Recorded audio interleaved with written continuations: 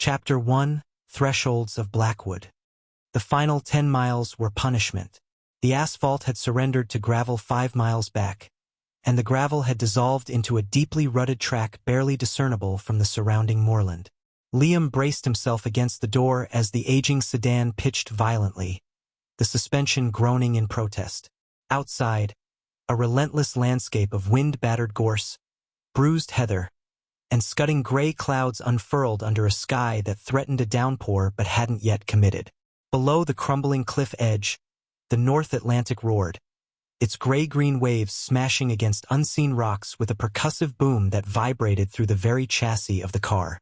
Isolation wasn't just a feature of Blackwood Manor's location. It was its most defining characteristic.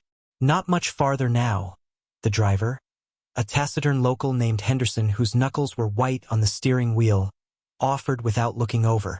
"Can already feel it lookin' at us."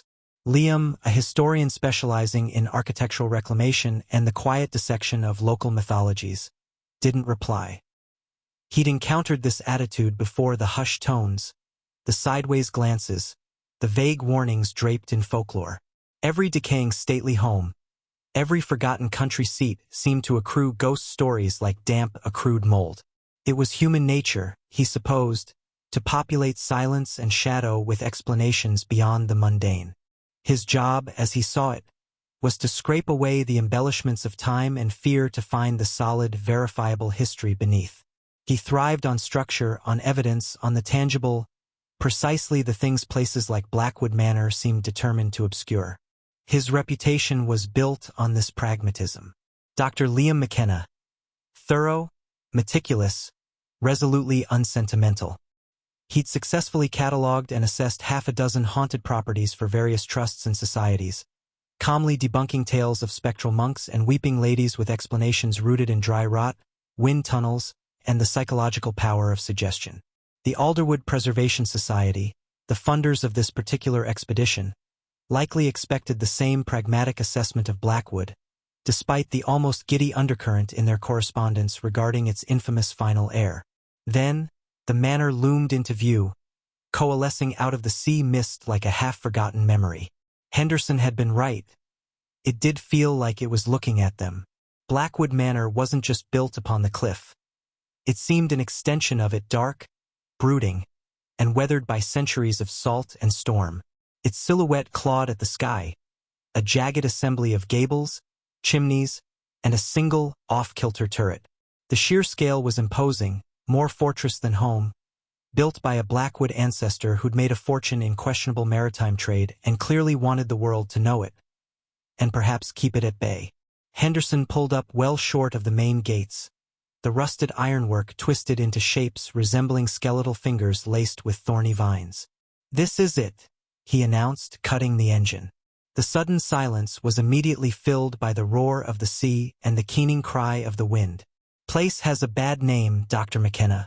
Always has. Lights seen in the windows when no one's lived here for 50 years.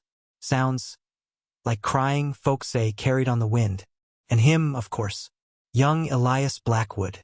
Walked out one morning in 1822, heading for the cliffs, and never came back. They say he still walks the halls, lookin' for something." "Thank you, Mr. Henderson. I appreciate the local color," Liam said, his tone polite but firm as he paid the man. He wasn't dismissive of folklore. It often held kernels of historical truth, but he refused to be swayed by it. Lights could be reflections, phosphorescence from the sea, even marsh gas from the surrounding peat. Crying was invariably the wind funneling through broken architecture. And Elias Blackwood, a tragic story of probable suicide or accident, embellished by time and isolation. He hauled his substantial luggage from the boot, 2 large duffels containing clothes, rations, and basic survival gear, a heavy-duty equipment case for his survey tools and camera, and his constant companion, a scarred leather satchel holding his laptop, notebooks, and research papers. Henderson didn't offer to help, just watched him wrestle the bags onto the verge before nodding curtly and maneuvering the car away, leaving Liam truly alone. The weight of the silence pressed in. Or rather, the weight of the sound, the constant, overwhelming presence of the sea, the wind scouring the stone, the distant, lonely cries of gulls. He hefted his bags and approached the gates. Up close, the decay was even more pronounced. The salt had eaten into the stone, leaving it pitted and scarred. One of the massive oak front doors hung slightly ajar, beckoning him into the gloom. He nudged it open further with his shoulder, the sound of protesting hinges scraping across the threshold. The air inside was a physical presence, biting cold, thick with the layered sense of decay. Damp stone, crumbling plaster, desiccated wood, pervasive dust, the sharp tang of salt that seemed to permeate the very structure, and beneath it all that strange, incongruous fragrance he couldn't immediately place. Faintly sweet, cloying, like lilies on the verge of turning. It ghosted past him, a phantom scent in the stagnant air, then vanished. An olfactory hallucination brought on by the sea air and the mustiness? Plausible. He dropped his bags in the cavernous entry hall, his boots crunching on fallen plaster dust and unidentifiable debris. Light struggled through the filthy, arched window high above the main staircase, illuminating a scene of profound neglect. Cobwebs hung like macabre chandeliers. A thick carpet of dust muted the colors of the faded Aubusson rug, clinging precariously to the rotting floorboards beneath. The grandfather clock stood sentinel, hands frozen, its silence more imposing than any ticking could be. Liam felt a familiar pang, not of fear, but of sorrow for the lost history, the craftsmanship abandoned to time. And beneath that, a sliver of excitement. What secrets did these walls hold? What documents lay forgotten in desks or chests? His initial survey of the ground floor confirmed his expectations. Grand rooms filled with spectral, sheet-draped furniture. Water stains mapping continents across peeling wallpaper. A library where rows of leather-bound books slumped on shelves, their spines cracked, some spilling their contents onto the floor like fallen soldiers. It was here, amidst the scent of decaying paper and leather, that he found the copy of Paradise Lost lying open on a heavy lectern.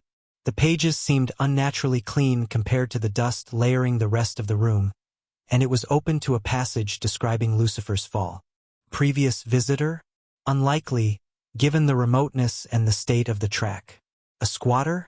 Possible, but there were no other signs. He carefully closed the heavy volume, noting the page number purely for documentation. He told himself, feeling an odd reluctance, as if interrupting something. He chose the morning room on the southeast corner as his temporary base. It was marginally less depressing than the others, with tall windows that, once cleaned, might offer a view beyond the encroaching sea mist. He began the methodical process of setting up, finding a strange comfort in the familiar ritual. Unpacking his surveying laser, calibrating his hygrometer, arranging his sample bags and labeling materials with practiced efficiency. His gear was state-of-the-art, a stark contrast to the crumbling antiquity surrounding him. As he laid out his sleeping bag near the cavernous, debris-filled fireplace, the temperature plummeted. Not just a draft, but a palpable wave of cold that sank into his bones, making his teeth chatter momentarily. He checked his digital thermometer. The ambient temperature hadn't actually changed. Static electricity? A trick of his own circulation reacting to the pervasive damp? He pulled his collar tighter and focused on his task. Later, as twilight deepened outside, turning the gray sea to ink and the sky to violet bruises, he sat on his camp stool, nursing a mug of instant coffee and reviewing his notes. The sounds of the house seemed to amplify as darkness fell, the groaning timbers, the rattling of a loose window pane somewhere upstairs, the ceaseless murmur of the wind.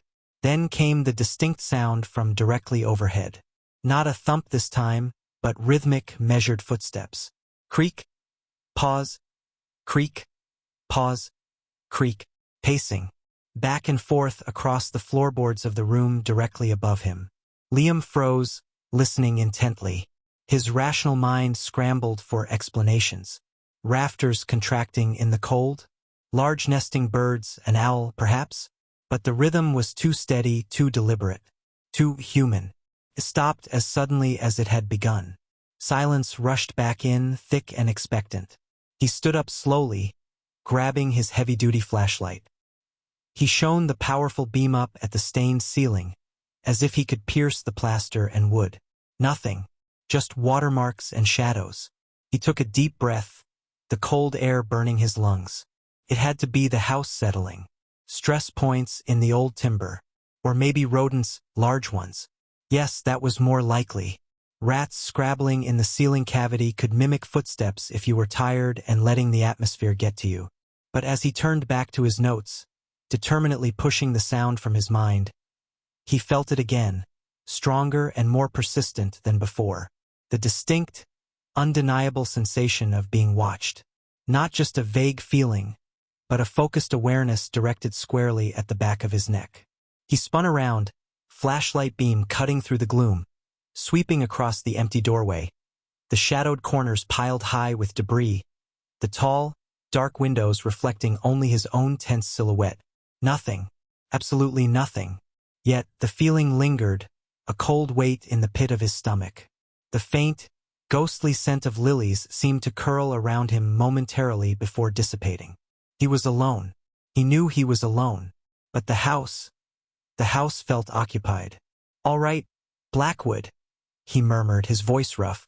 "Let's see what secrets you're really hiding." He picked up a notebook, flipping to a fresh page. Tomorrow the real work began. Cataloging, measuring, photographing, imposing order on the chaos. He would find the truth buried in the dust and decay. He had to, because suddenly, the alternative felt disturbingly close.